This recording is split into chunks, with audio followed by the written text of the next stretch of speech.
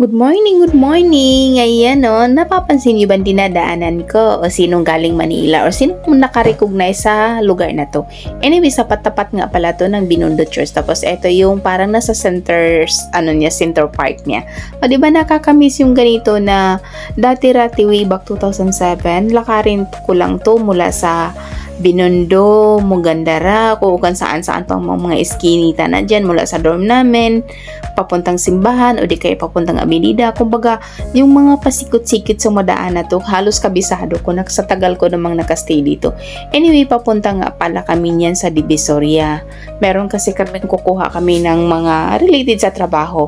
And then, ito yung namin, ikaso nga lang, itong nasakyan namin na e-bike. Ay, Diyos ko po, napakaingay niya talaga. Parang gusto lang siya yung dumadaan kasi nga panay ang busina. Buti na lang yung mas nauna hindi siya nairita sa non-stop na busina ng na to. Kaya itong part nga pala to, papasok na to ng Divisoria. Pa lang, medyo lapit-lapit na tayo sa katotohanan.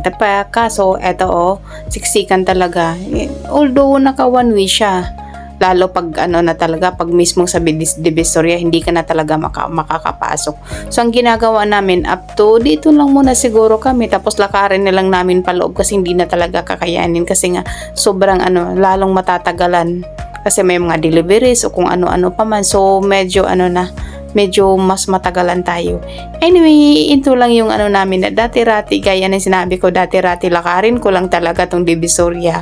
Halos nung nasa Binondo pa kami nakatira, Diyos ko po, halos gabi-gabi akong pumunta dito. Mura naman kasi ang mga bilihin dito, lalo yung mga prutas o kung ano-ano pa man. As in, mura talaga. Mabudol ka talaga sa sobrang mura sa mga presyo dito. Sa bagay, bagsakan naman kasi. By the way, take note nga pala ha, kung sakaling mapunta kayo ng Divisoria o maligaw kayo ng Divisoria, kailangan talaga doble ingat kasi dami talagang masasamang loob dito na kumbaga pickpocket o mandurukot kung ano. Kaya doble ingat, siguraduhin lang talaga niya nasa harap ang mga bag ninyo. Salamat po!